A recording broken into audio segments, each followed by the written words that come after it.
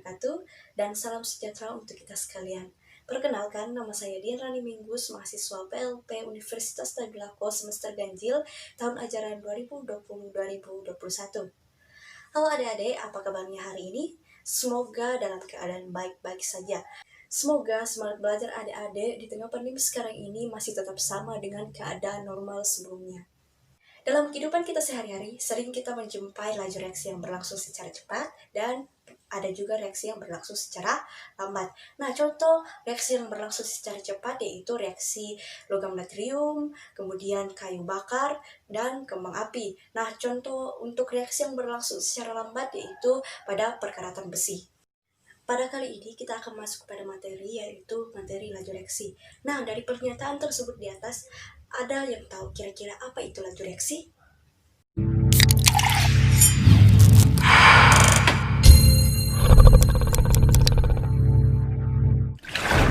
Kompetensi dasar pada pembelajaran kali ini yaitu menjelaskan faktor-faktor yang mempengaruhi laju reaksi menggunakan teori tumpukan. Adapun indikator pencapaian kompetensi pada materi ini yaitu pertama menjelaskan konsep laju reaksi dan yang kedua yaitu menganalisis faktor-faktor yang mempengaruhi laju reaksi. Tujuan dari pembelajaran ini yang pertama yaitu setelah melakukan kegiatan pembelajaran melalui penjelasan guru, diskusi dan tanya jawab, peserta didik mampu mengidentifikasikan reaksi yang terjadi di sekitar. Yang kedua, setelah mengamati grafik laju reaksi perubahan konsentrasi produk dan konsentrasi reaktan di PowerPoint, peserta didik mampu mengemukakan apa itu laju reaksi. Dan yang ketiga, setelah melakukan kegiatan pembelajaran melalui demonstrasi, diskusi, dan tanya jawab, peserta didik mampu memahami dan menjelaskan keterkaitan teori tumbukan dengan faktor-faktor yang mempengaruhi laju reaksi. Untuk menjawab pertanyaan-pertanyaan yang telah dipaparkan tadi, simak pembelajaran berikut ini. Selamat menyaksikan.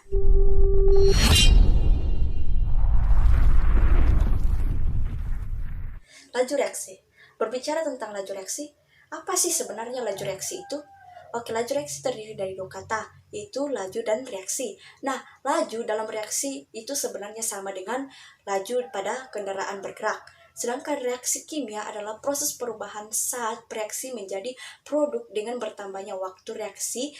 Jumlah saat reaksi akan semakin berkurang, namun produknya semakin banyak. Oleh sebab itu, dapat dikatakan bahwa laju reaksi merupakan berkurangnya jumlah reaksi atau konsentrasi reaksi untuk setiap satuan waktu atau bertambahnya jumlah hasil reaksi atau konsentrasi hasil reaksi setiap satuan waktu. Definisi tersebut dapat dituliskan rumus sebagai berikut, yaitu laju sama dengan perubahan konsentrasi per periode waktu reaksi. Dari definisi tersebut berikut adalah gambar diagram perubahan konsentrasinya.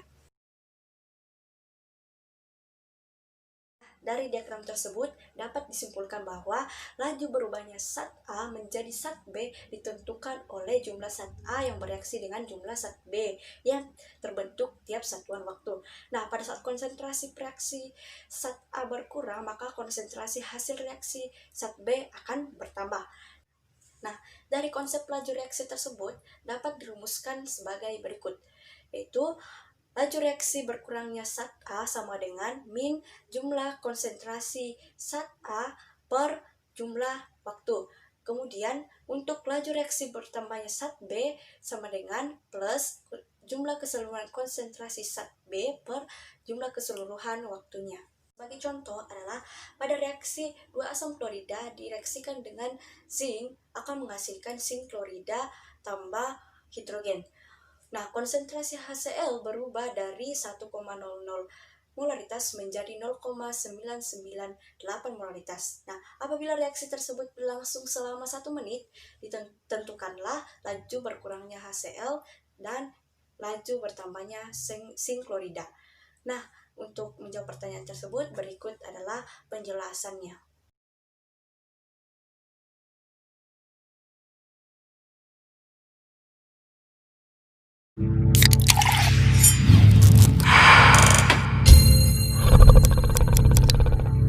Setelah kita memahami tentang konsep laju reaksi, selanjutnya kita akan masuk ke dalam faktor-faktor yang mempengaruhi laju reaksi.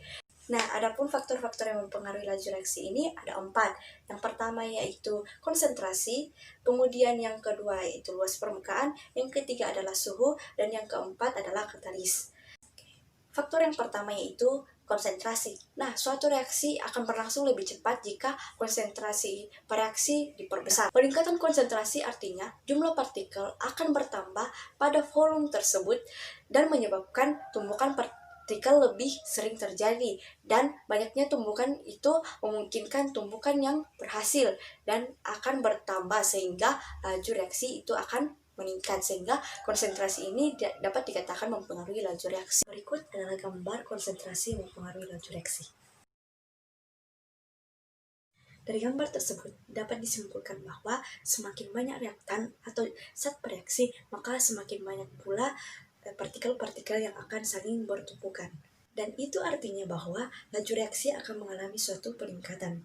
Demikian juga sebaliknya, laju reaksi akan menurun jika konsentrasi itu berkurang. Untuk lebih detailnya, mari simak video berikut ini yang menggambarkan bagaimana konsentrasi mempengaruhi laju reaksi. Larutan dengan molaritas tinggi merupakan larutan pekat, dan larutan dengan molaritas rendah merupakan larutan encer. Pada larutan pekat, letak molekulnya rapat sehingga sering terjadi tumbukan dibandingkan dengan larutan encer. Nah, itulah sebabnya jika molaritas larutan yang direaksikan semakin besar, maka laju reaksinya juga akan semakin besar. Selain konsentrasi, faktor yang mempengaruhi laju reaksi berikutnya adalah luas permukaan. Nah, penambahan luas permukaan ini pada bidang sentuh akan mempercepat laju reaksi. Semakin kecil ukuran zat, maka makin besar luas permukaan bidang sentuh. Tumbukan partikel makin banyak sehingga laju reaksi makin cepat. Jadi, semakin luas permukaan bidang sentuh, maka reaksi itu akan semakin berlangsung secara cepat. Begitupun sebaliknya, semakin kecil luas permukaan bidang sentuh, maka laju reaksi akan berlangsung semakin lambat. Nah, untuk lebih detail tentang luas permukaan yang mempengaruhi laju reaksi, mari simak video berikut ini. Dapat tablet vitamin C dan serbuk vitamin C. Jika kedua jenis vitamin C ini dilarutkan, manakah yang lebih duluan bereaksi? Kita perhatikan. Sudah pasti serbuk vitamin C, bukan? Mengapa demikian? Hal ini karena semakin kecil ukuran suatu materi, maka mengandung arti memperluas permukaan sentuh materi tersebut. Nah, suatu reaksi kimia akan berlangsung melalui tumbukan-tumbukan dari molekul-molekul yang bereaksi. Semakin luas bidang sentuh, kemungkinan terjadinya tumbukan semakin besar. Semakin besar luas permukaan, akan semakin cepat laju reaksi. Begitupun sebaliknya. Mempengaruhi laju reaksi berikutnya adalah suhu. Nah, jika temperatur naik, maka energi kinetik partikel akan bertambah, sehingga kemungkinan terjadi tumbukan yang berhasil akan bertambah dan laju reaksi akan meningkat. Nah, perhatikan gambar berikut ini. Nah, dari gambar tersebut dapat dilihat bahwa ketika suhu itu tinggi, maka jumlah partikel yang bertumbukan itu lebih banyak dibandingkan dengan pada suhu yang rendah, maka jumlah partikel yang bertumbukan itu akan semakin sedikit. Nah, apa sih yang menyebabkan hal ini dapat terjadi pada energi yang memiliki suhu yang lebih tinggi? Hal ini disebabkan karena pada temperatur yang tinggi, energi kinetik partikel akan lebih besar, dan sebagai akibatnya jumlah tumbukan juga akan semakin besar sehingga laju reaksi itu akan meningkat. Nah, untuk lebih jelasnya, mari kita simak video berikut ini. Ke dalam gelas kimia yang berisi air ini kita isi dengan gula. Menurut kalian, manakah yang lebih duluan larut? Pastinya gelas kimia yang berisi air panas, bukan? Mengapa dengan semakin tinggi suhu laju reaksi semakin cepat? Hal ini karena suhu mempunyai hubungan linear dengan gerakan molekul. Jika suhu semakin tinggi, maka molekul-molekul dalam materi akan semakin cepat bergerak. Akibatnya, frekuensi terjadinya tumbukan semakin besar. Hal ini dapat mempercepat laju reaksi. Faktor keempat yang mempengaruhi laju reaksi adalah katalis. Nah, katalis ini adalah zat yang mampu mempercepat laju reaksi. Nah, dalam kerjanya katalis ini ikut bereaksi dengan zat-zat reaktan, tetapi di akhir proses reaksi, katalis akan memisah kembali.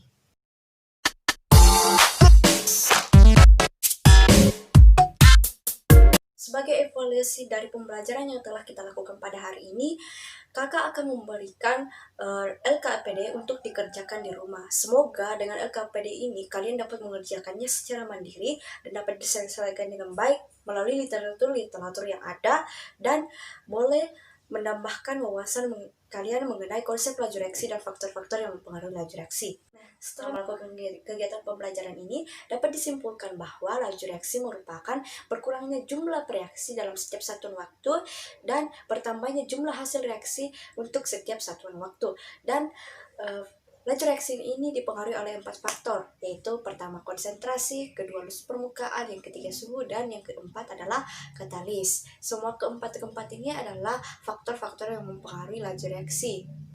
Semoga pembelajaran hari ini memberikan manfaat yang besar bagi adik-adikku sekalian, dan untuk pertemuan selanjutnya diharapkan untuk dapat membaca terlebih dahulu literatur sehingga pada saat masuk pembelajaran berikutnya kita dapat lebih aktif lagi dalam pembelajaran. Nah, berikutnya kita akan membahas tentang teori tumbukan. Diharapkan kepada adik-adikku sekalian untuk membaca terlebih dahulu materi-materi tentang teori tumbukan dan bagaimana kaitannya dengan faktor-faktor yang mempengaruhi laju reaksi. Cukup sekian pemaparan materi dari kakak. Semoga pembelajaran hari ini dapat bermanfaat bagi adik-adik sekalian, dan sampai berjumpa di pembelajaran berikutnya. Assalamualaikum warahmatullahi wabarakatuh.